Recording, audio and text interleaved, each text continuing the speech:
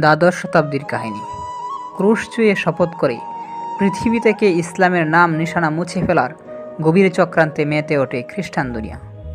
ইসলামের পতন ঘটিয়ে বিশ্বময় ক্রুশের রাজ প্রতিষ্ঠার লক্ষ্যে বেছে নেয় নানান কুটিল পথ। অর্থ, মদ আর ছলনাময়ী রূপসী নারীর ফাঁদ পেতে ঈমান ক্রয় করতে শুরু করে মুসলিম আমির ও শাসকদের। একদল গাদ্দার তৈরি করে নেয় মুসলমানদের মাঝে, সেই সঙ্গে চালায় বহুমুখী সশস্ত্র অভিযান। মুসলমানদের হাত থেকে ছিনিয়ে দখল করা রাখে ইসলামের মহান স্মৃতিচিহ্ন প্রথম কিবলা বাইতুল মুকাদ্দাস। সেই বিজাতীয় ক্রুসেডার আর স্বজাতীয় গাদ্দারদের মোকাবেলায় গোপনে প্রকাশ্যে অবিরাম লড়াই চালিয়ে যান ইতিহাসের অমরনায়ক বিজয়ী মর্দে মুমিন সুলতান সালাউদ্দিন আইয়ুবী। 1169 সালে শুরু হওয়া তার এই লড়াই বাইতুল মুকাদ্দাস পুনরুদ্ধার না হওয়া পর্যন্ত থামেনি এক মুহূর্তের জন্য। একদিকে মন কাড়া রূপসী নারীর ফাঁদ, অন্যদিকে ঈমানের ওপর অটল দাঁড়িয়ে থাকার অনুপম উদাহরণ। একদিকে ইসলাম ও মুসলমানদের সঙ্গে বিশ্বাসঘাতকতার এক ঘৃণ্য মহড়া, অপরদিকে ইসলাম ও মুসলিম উম্মার অস্তিত্ব রক্ষার জানকবল সংগ্রাম। সেই শ্বাসরুদ্ধকর অবিরাম যুদ্ধের নিখুঁত শব্দচিত্র সিরিজ উপন্যাস ঈমানদীপ্ত দাস্তান।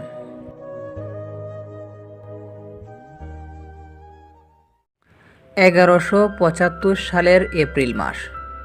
সুলতান সালাউদ্দিন আইয়ুবী আপন চাচাতো ভাই খলিফা আস-সালেহ এর গভর্নর সাইফুদ্দিনকে লিখলেন, তোমরা খাঁচাবন্দি রং বেরঙের পাখি নিয়েই ফুর্তি করো।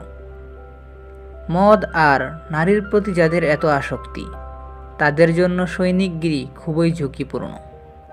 খলিফা আস-সালেহ ও তার গভর্নর সাইফুদ্দিন গোপনে গোপনে ইসলামী খেলাফতের চিরশত্রু ক্রুসেডারদের চক্রান্তে ফেঁসে গেলেন। খেলাফতের রাজভাণ্ডার, মণিমুক্তা, হীরা জহরত, দিনার দেরহাম দিয়ে এই দুই শাসক সালাউদ্দিন আইয়ুবীর বিরুদ্ধে ক্রুসেডারদের প্ররোচিত ও সহযোগিতা করতে লাগলেন। তারা সুলতান সালাউদ্দিন আইয়ুবীকে হত্যা করার চক্রান্ত আঁটলেন। একদিন ক্রুসেডারদের হাতে ঠিক কাঙ্ক্ষিত সুযোগটি এসে গেল। তারা মুসলিম শাসকদের মধ্যেই তালাশ করছিল দোসর। খলিফা আস-সালেহ স্বেচ্ছায় তাদের এই ভয়ানক চক্রান্তে পা দিলেন। খলিফা ও ক্রুসেডারদের সমন্বিত চক্রান্তে দুবার হত্যার উদ্দেশ্যে আইয়ুবীর উপর আঘাত হানা হলো, কিন্তু সৌভাগ্যবশত উভয়বারই তিনি বেঁচে গেলেন।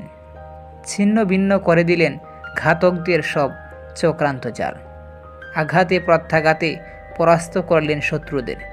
ফাঁস হয়ে গেল গভর্নর সাইফুদ্দিনের ষড়যন্ত্রের খবর।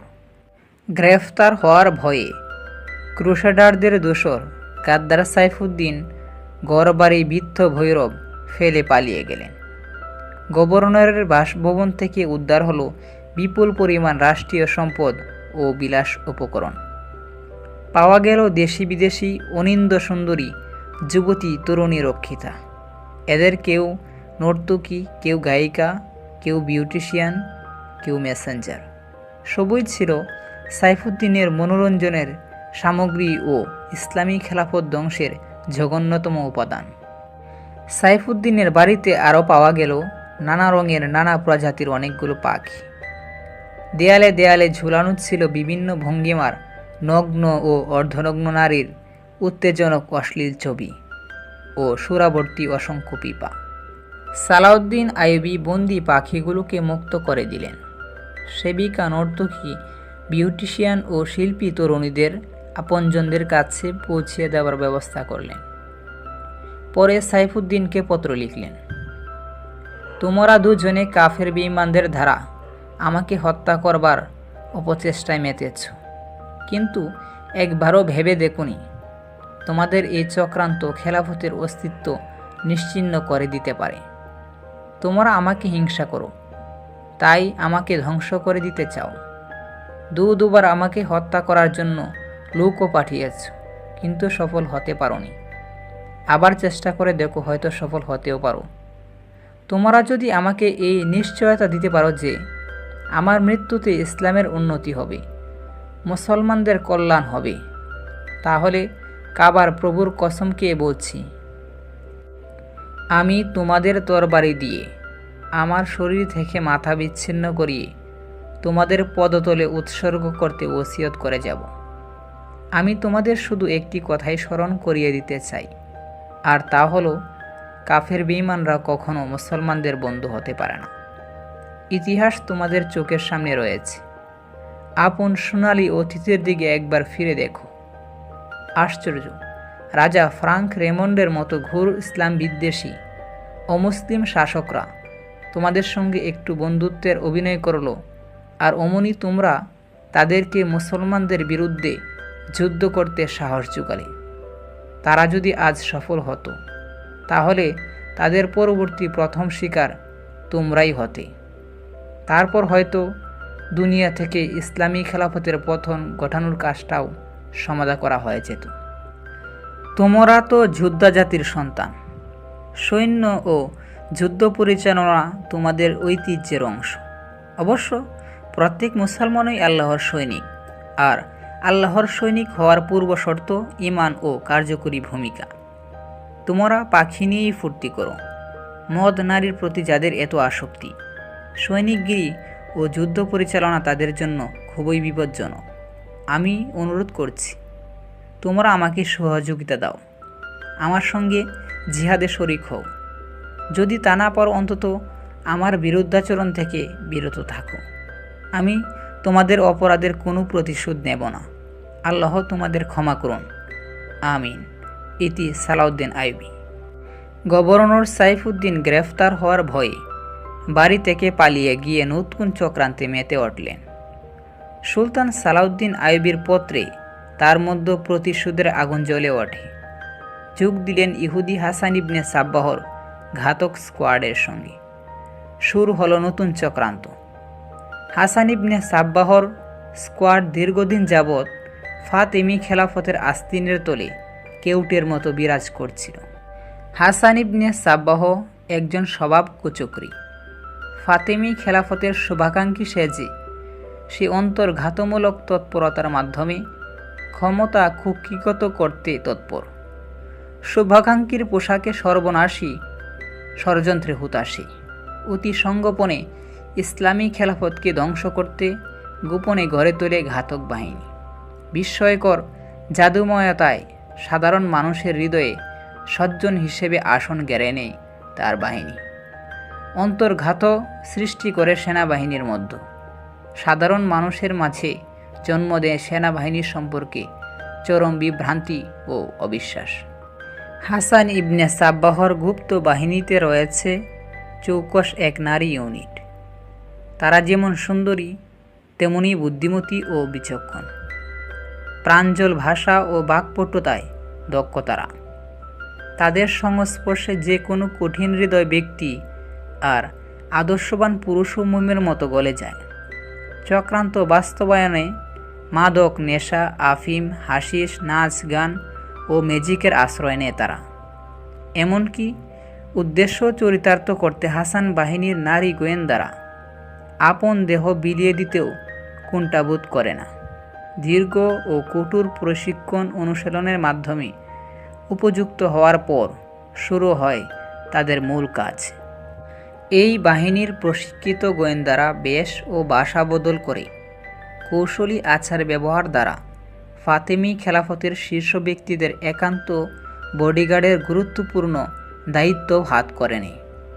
এর ফলে বড় বড় সামরিক কর্মকর্তারা গুপ্ত হত্যার শিকার হতে থাকেন, কিন্তু ঘাতকের কোনো নাম নিশানাও খুঁজে পাওয়া যায় না। অল্প দিনের মধ্যেই হাসান বাহিনীর গুপ্তদল ফেদাই নামে ভয়ঙ্কর রূপে আবির্ভাব হয়। তাদের প্রধান কাজ রাজনৈতিক হত্যা।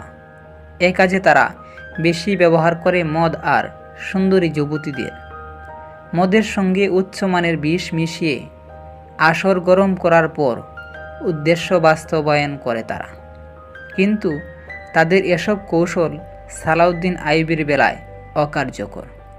অবৈধ নারী সম্ভোগ আর হারাম মদ সুরার প্রতি আইয়ুবীর ঘৃণা আজন্মা। তাই সালাউদ্দিনকে হত্যা করার একমাত্র উপায় আকস্মিক আক্রমণ। কিন্তু কাজটা মোটেও সহজসাধ্য নয়। সুলতান সালাউদ্দিন আইয়ুবী সব সময় থাকেন প্রহরী বেষ্টিত। তাছাড়া তিনি নিজেও খুব সতর্ক থাকেন। পরপর 2টি আক্রমণ ব্যর্থ হওয়ার পর সালাউদ্দিন আইয়ুবী ভেবেছিলেন আজ সালেহ ও সাইফুদ্দিন তার চিঠি পেয়ে হয়তো তওবা করেছে, তারা হয়তো তার সঙ্গে আর দুশমনি করবে না। কিন্তু না, তারা প্রতিশোধের আগুনে অন্ধ হয়ে আছেন। তৈরি করলেন সুলতান সালাউদ্দিন আইয়ুবীকে খতম করার নতুন ফাঁদ। সুলতান সালাউদ্দিন আইয়ুবী ক্রুসেডার ও সাইফুদ্দিনের সংহারী হামলা প্রতিহত করে বিজয় উল্লাসের পরিবর্তে পাল্টা আক্রমণ অব্যাহত রাখলেন। অগ্রণী আক্রমণ করে তিনি শত্রুপক্ষের আরও 3টি এলাকা দখল করে নিলেন। সেই বিজিত এলাকার একটি হলো গাজা। এক দুপুরে গাজার প্রশাসক জাদুল আসাদির তাঁবুতে বিশ্রাম নিচ্ছেন সুলতান সালাউদ্দিন আইয়ুবী। মাথায় তার শিরনাস্ত্রের নিচে মোটা কাপড়ের পাগড়ি। তাঁবুর বাইরে প্রহরায় নিয়োজিত রক্ষীদল। আইয়ুবীর দেহরক্ষীরা যেমন লড়াকু তেমনই চৌকস। রক্ষীদের কমান্ডার কেন যেন প্রহরীদের রেখে একটু আড়ালে চলে গেল। এক রক্ষী আইয়ুবীর তাঁবু ফাঁক করে উকি দিল। ইসলামের অমিত তেজা। সিপাহসালার তখন তন্দ্রাচ্ছন্ন, 2 চোখ তার মুদিত। চিত হয়ে শুয়ে আছেন সালাউদ্দিন আইয়ুবী। প্রহরী চকিত নেত্রে খাস দেহরক্ষীদের একবার দেখে নিল। দেহরক্ষীদের 3-4 জনও দেখল ওই প্রহরীর উকি মারার দৃশ্য। চোকাচুকি হলো পরস্পর। তারা বিষয়টি আমলে নিল না, গল্প গুজবে মেতে রইল। এই সুযোগে বাহিরের প্রহরী তাঁবুর ভিতরে প্রবেশ করল। তার কোমরে ধারালো খঞ্জর বের করে এক নজরে দেখে নিল খঞ্জরটা। বিড়ালের মতো পা টিপে টিপে এগিয়ে গেল চিত হয়ে থাকা আইয়ুবীর দিকে। তারপর সিংহের ন্যায় ঝাঁপিয়ে পড়ল তার উপর। খঞ্জরধারী হাতটা ঊর্ধ্বে উত্তোলিত হল। ঠিক তখন পার্শ্ব পরিবর্তন করলেন আইয়ুবী। খঞ্জর বিদ্ধ হলো তার মাথার খুলি গেছে মাটিতে। এই মুহূর্তে পার্শ্ব পরিবর্তন না করলে এফুর অফুর হয়ে যেত তার মস্তক। সালাউদ্দিন আইয়ুবী বিদ্যুৎ বেগে ধর্মর করে শোয়া থেকে দাঁড়িয়ে গেলেন। তিনি কি ঘটছে বুঝে ফেললেন। ইতিপূর্বে 2বার একই ধরনের আক্রমণ হয়েছে তার উপর। কাল বিলম্ব না করে ঘাতকের চিবুকে পূর্ণ শক্তিতে এক ঘুষি মারলেন। চিবুকের হাড় ভেঙে যাওয়ার মটমট শব্দ শোনা গেল। পিছনের দিকে ছিটকে পরে ভয়ানক আর্তচিৎকার দিল ঘাতক। এই ফাঁকে আইয়ুবী হাতে খঞ্জর তুলে নিলেন। প্রহরীর ভয়ার্ত চিৎকারে আরও 2 জন দেহরক্ষী দৌড়ে তাঁবুর ভিতর প্রবেশ করে। তাদের হাতে খোলা তরবারি। সুলতান বললেন, ওকে গ্রেফতার করো। কিন্তু আইয়ুবীর উপর ঝাঁপিয়ে পড়ল তারাও। আইয়ুবী নিজের খঞ্জর দ্বারাই 2টি তলোয়ারের মোকাবেলা করলেন। মুহূর্তের মধ্যে ধরাশায়ী হয়ে গেল ঘাতক দল। ইত্যবসরে বাইরের রক্ষী দলের সবাই তাঁবুতে ঢুকে পড়ল। লড়াই বেঁধে গেল প্রচণ্ড। আইয়ুবী দেখলেন তার নির্বাচিত দেহরক্ষীরা 2 ভাগে বিভক্ত হয়ে পরস্পর লড়াই করছে। বুঝার উপায় ছিল না এদের কে তার অনুগত, কে শত্রুর দালাল। তিনি সামান্য দূরে দাঁড়িয়ে অবস্থার নিরীক্ষণ করলেন। কিছুক্ষণের মধ্যেই প্রতিপক্ষের তরবারির আঘাতে মৃত্যু মুখে ঢলে পড়ল উভয় পক্ষের কয়েকজন। আর কতক মারাত্মক আহত হয়ে কাতরাতে লাগল। বাকিরা আহত অবস্থায় পালিয়ে গেল। লড়াই থেমে যাওয়ার পর অনুসন্ধানে জানা গেল আইয়ুবীর একান্ত দেহরক্ষীদের 7 জনই হাসান ইবনে সাব্বাহর ঘাতক সদস্য। যে ঘাতক প্রথমে আঘাত হেনেছিল তাকে আইয়ুবী স্বয়ং দেহরক্ষী হিসেবে নির্বাচন করেছিলেন। ওই নরাদম তাঁবুতে প্রবেশ করার পর ভিতরের পরিস্থিতি পরিকল্পনার বিপরীত হয়ে গেল। আর তার চিৎকারে বাকিরা তাঁবুতে প্রবেশ করলে প্রকৃত প্রহরীরা ঘটনাটা আঁচ করতে পেরে দ্রুত প্রতিরোধে এগিয়ে এলো। শত্রুদের পরিকল্পনা ভণ্ডুল হয়ে গেল। আইয়ুবী এ যাত্রায় বেঁচে গেলেন। ঘাতকের বুকে তরবারি রেখে আইয়ুবী জিজ্ঞেস করলেন, তুমি কে? কোত্থেকে, কিভাবে এখানে এসেছ? এ কাজে তোমাকে কে পাঠিয়েছে? সত্য স্বীকারোক্তির বিনিময়ে আইয়ুবী ঘাতককে প্রাণ রক্ষার প্রতিশ্রুতি দিলেন। ঘাতক বলে দিল সে ফেদায়ী। আমির আস-সালেহ এর এক দুর্গপতি গোমস্তগিন তাকে এ কাজে নিযুক্ত করেছে। 1169 সালের 23শে মার্চ সালাউদ্দিন আইয়ুবী গভর্নর ও সেনাপ্রধান হয়ে মিশর আগমন করেন। ফাতেমি খেলাফতের কেন্দ্রীয় খলিফা তাকে এ পদে নিয়োগ দিয়ে বাগদাদ থেকে প্রেরণ করেছেন। মিশরের সেনাপ্রধান ও শাসকের গুরুত্বপূর্ণ পদে আইয়ুবীর মতো তরুণের নিযুক্তি স্থানীয় প্রশাসকদের দৃষ্টিতে ছিল অনভিপ্রেত, কিন্তু কেন্দ্রীয় শাসকদের বিবেচনায় আইয়ুবী হলেন যথোপযুক্ত ব্যক্তি। বয়সে তরুণ হলেও তিনি শাসক বংশের সন্তান। বাল্যকাল থেকেই কঠোর অনুশীলনের মাধ্যমে রপ্ত করেছেন যুদ্ধবিদ্যা। অল্প বয়সেই যুদ্ধের ময়দানে সাক্ষ্য রেখেছেন বিরল প্রতিভা ও অসামান্য দূরদর্শিতার। সালাউদ্দিন আইয়ুবীর দৃষ্টিতে দেশ শাসন বাদশাহী নয়, জনসেবা। তার মতে জাতির ইজ্জত, সম্মান, সমৃদ্ধি, উন্নতি এবং সেবার মাধ্যমে নাগরিকদের সার্বিক শান্তি ও নিরাপত্তা নিশ্চিত করাই শাসকদের দায়িত্ব। কিন্তু তিনি ছেলেবেলা থেকেই দেখে আসছেন মুসলিম শাসকদের মধ্যে বিচ্ছিন্নতা, অনৈক্য এবং একে অন্যকে ঘায়েল করার মানসে আমির উমারার মাঝে খ্রিস্টানদের সঙ্গে বন্ধুত্ব স্থাপনের ভয়ঙ্কর আত্মঘাতী প্রতিযোগিতা। তিনি দেখে আসছেন শাসকদের সিংহভাগই জাগতিক বিলাস প্রমোদে মত্ত। নারী, মদ আর নাচ গানে শাসক শ্রেণী আখণ্ড নিমজ্জিত। জীবনকে জাগতিক আরাম আয়েশের বাহারি রঙে সাজিয়ে রেখেছে কর্তারা। মিল্লাতের ঐতিহ্য, মুসলিম বিশ্বের ভবিষ্যৎ ও সম্ভাবনাকে তারা নিক্ষেপ করেছে ধ্বংসের অতল গহ্বরে। আমির, উজির, উপদেষ্টা ও উচ্চপদস্থ আমলাদের হেরেমগুলো বিদেশি খ্রিস্টান তরুণীদের নৃত্যগীতে মুখরিত। শাসকদের হেরেমগুলোকে আলোকিত করে রেখেছে ইহুদি খ্রিস্টানদের প্রশিক্ষিত গোয়েন্দা তরুণীরা।